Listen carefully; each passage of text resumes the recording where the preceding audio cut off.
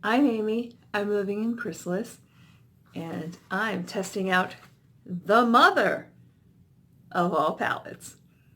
Let's get to it.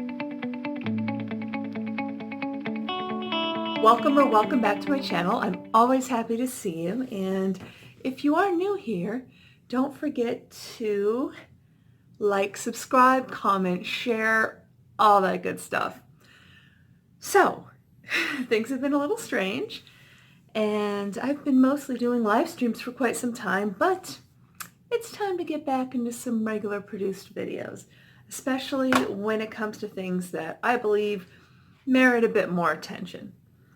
So definitely make sure to hit the notifications, especially all, so that you can be notified when the live streams come up. I just want to hit that jowl a little more. Go away. I'm getting so fat. I swear this lockdown, just all I do is eat and sleep. Hopefully when the weather improves, I can work on that. While I've always done my live streams at 9 p.m. Eastern Standard Time, which is New York time, I have been doing them sort of willy-nilly, but given some changes that I have to make with my channel, I'm going to be limiting them to once a week. Do be sure to join me for live streams. A lot of fun. 9 p.m. Eastern Standard Time on Thursday.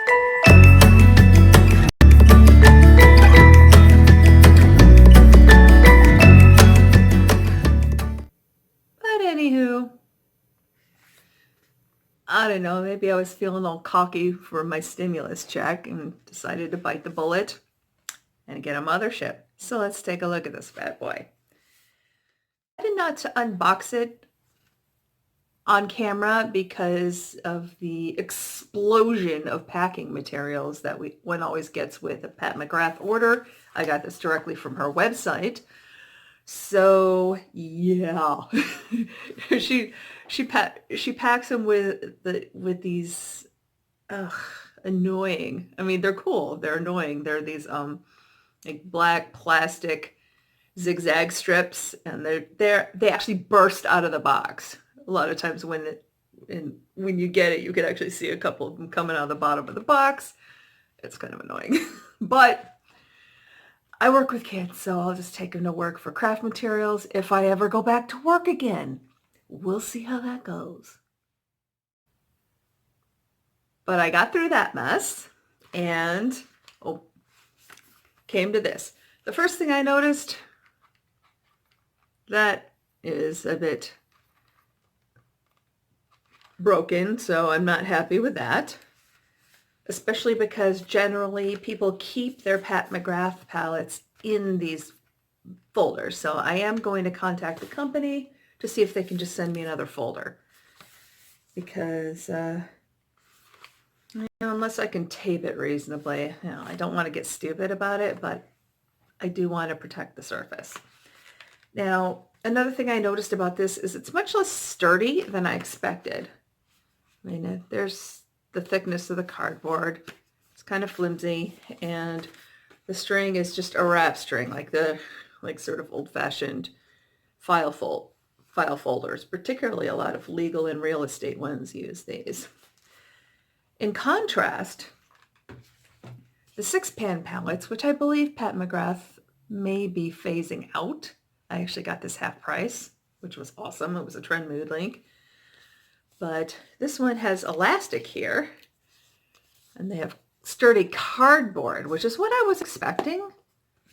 The one thing with the 6-pan palettes, though, is they don't have a full palette case.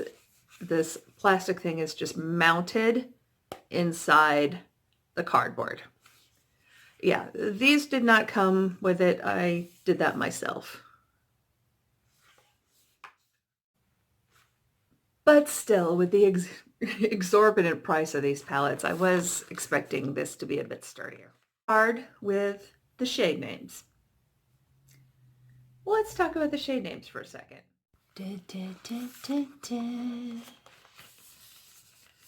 Look, we have a mirror image of my mess. This is beautiful. Most of the Motherships have black plastic packaging. This one has gold, which I definitely want to keep scratch free, which is why I was disappointed that this is kind of flimsy. So we have this beautiful mirrored finish that is already getting smudged, but there she is. So pretty. Oh, look, there's my mess. There's more of my mess. Open the palette. It smells like vanilla. It smells very much like the Tarte eyeshadows, which is refreshing. It smells very nice. Although it does say that it's 12-month shelf life on the back, which is a little upsetting. Now, I have to admit, some of the shade names puzzle me. For instance, this shade name Blue Blood. That is not blue. Underworld? Okay, that fits, I suppose. And then Lapis Luxury, which when you swatch it, it's more teal, like a turquoise-y, teal-y shade than what I would think of as lapis, which is usually a blue. Or am I mistaken? I don't know. It's a beautiful color, but that just kind of had me scratching my head for a minute. Like a dum-dum, I did take the plastic off the mirror before showing it to you. So there's a beautiful look at my mess. The mirrored bevel, the beveling on the mirror is beautiful. The palette is nice and heavy. It is very clear that this is plastic and not metal though. So bear that in mind. Looks a little bit fancier than it really is, but it's okay. I like fancy. I do. A little amusing. On the back, engraved, it says Pat McGrath Labs Mothership. Use without caution. Shade throwing and eye ecstasy may result with prolonged use. Ooh, and then 2017 in Roman numerals because it's fancy. So Amy, when are you going to stop yapping with your foundation too dark for the rest of your skin? Yes, I noticed. And get on with the look. Okay, here we go. Now it's pretty clear to anyone with functioning eyeballs that this is not what one would call a one and done palette. This is a companion palette. These shades are beautiful. They're very antique jewels look. I think that the artwork perfectly conveys the sort of vibe that you're getting from the colors themselves. So I think the colors in this very well reflect what's going on inside. Some palettes don't, and that's really annoying. Now, one thing I have noticed about my other Pat McGrath palette is that also doesn't really have anything that one would call a setting shade. So we're going to have to go outside of the Pat McGrath library that I have, all 2 volumes, and see what I can come up with.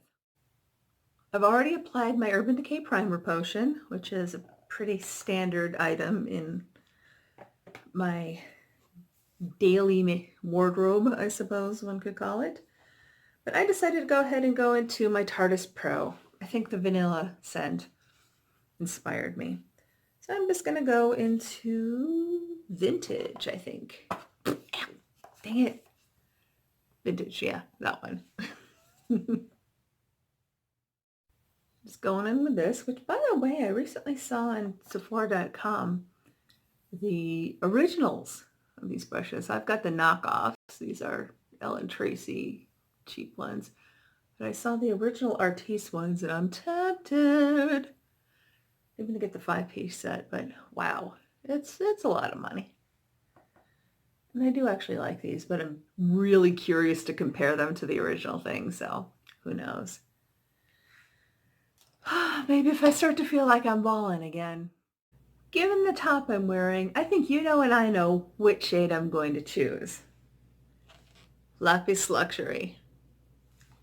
I'm going to use that for my Faux Arch shade.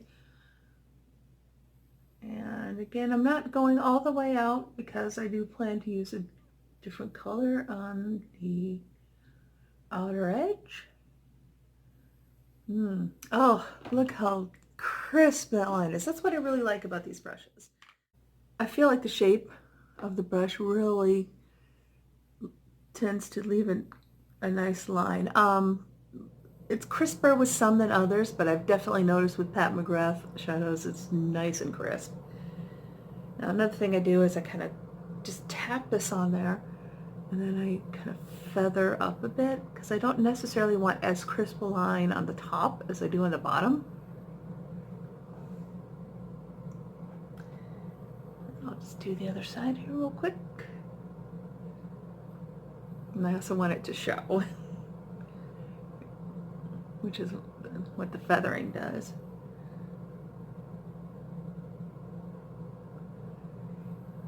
Yeah. Yes, it's May and I have my heater blasting. It's freezing outside and it's May. So this is just some bull crap. Just saying. That reminds me I gotta pay that gas bill in a day or two.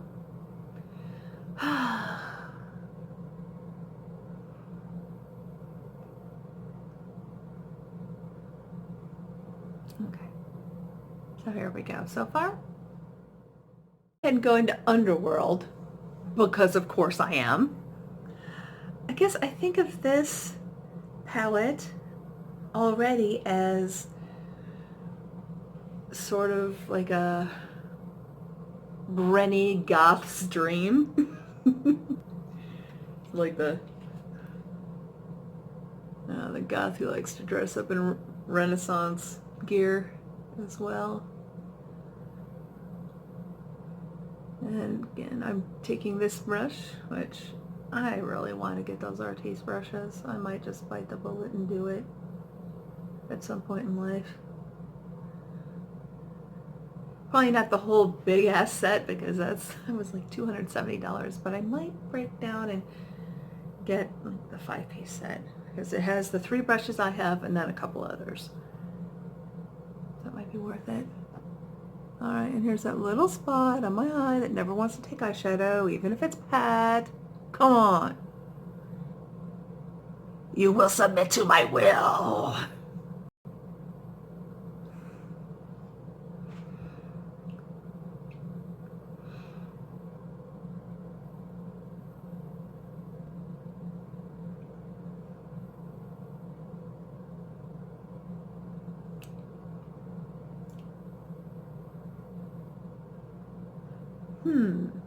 Maybe I'll buy those with my first YouTube check if and when I ever get it. That would be a sound way of investing it back into my channel.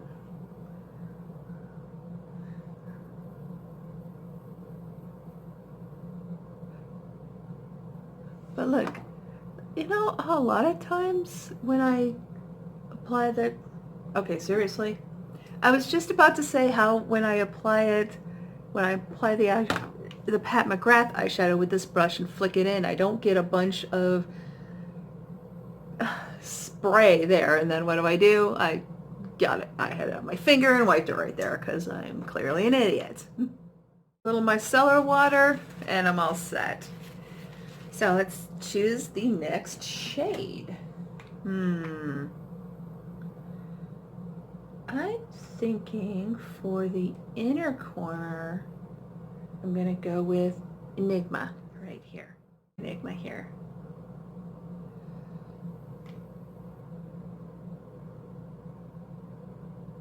Go. I'm not exactly just doing inner corner. I'm not doing the very inner corner, just sort of the inner lid, let's say. Then I'm also going to bring it up kind of outside the inner line of the lapis shade.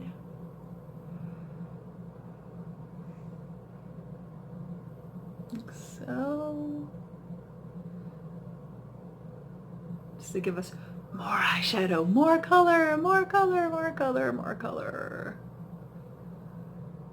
Whoa. Whoops, I laid it on a lot thicker on this side than this side. That's no bueno. Let me blend that away. See, look how much thicker that is than there. That's my own fault.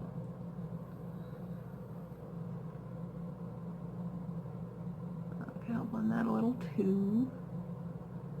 Okay, I think we're about getting that to where I want it to be, more or less. Less is more, perhaps. Oh, I wound up putting it up further on this side than that side, and I don't like that. I'm going to use sterling in the center, I think, because wow. Just wait, you'll see. Oh yeah, that's pretty.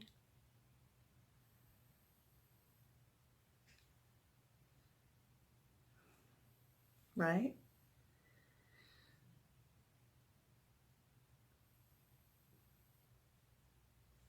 Ow, dang it. Sorry, it's a little hard to hold this with one hand sometimes. It gets a little heavy. I'm gonna give my hand a workout holding this thing.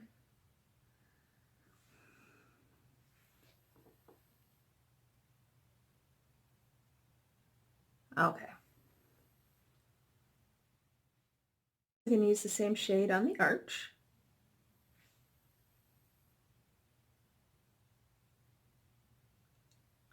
And I like to be really precise with my art shades, given I don't have much real estate. As I say pretty much every time, but who knows, you might be new. But because I have low eyebrows and hooded eyes, I really like to be able to do the most I can with what space I have. So I like to use an eyebrow brush, eyeliner eyebrow brush. And then I'll usually just take kind of a packed brush. Sometimes I use the one that looks like a toothbrush. Sometimes I'll use this, but today I'm going to use this one. Sort of a packed brush just to blend it out a bit, but without over blending. So if you over blend it, it just gets muddy and weird. Although that's probably less likely to happen with Mother Pad, but still. Next I'm going to take just a small brush and I'm going to go ahead and put sterling in the inner corners. I know this isn't a terribly complex look, but it's a big palette and we'll have more time with it later. I'm just going to go in there. Ah, drat. I usually wait until after I do my concealer. Dummy. I may have to redo that. Yep, I was correct. I kind of covered up most of it with concealer. So I'm going back in and I'm going to hit it right there and there. And there again. To really give it that little pop. I'm going to go do the things and I'll be right back.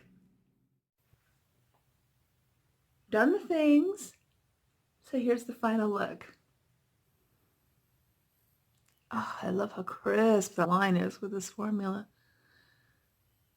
I mean, I get a pretty good crease line normally with that brush, but I have to admit with the McGrath formula, it's tight. I love that. Oh, whoops, a little gap there. Oh well, you can see there, it looks better. Whatever. I've been up for quite some time. I don't know if you can hear, but the birds are now chirping. So thank you so much for watching and supporting my channel. Do make sure to check out the live stream, and I will see you very soon. Later, bye.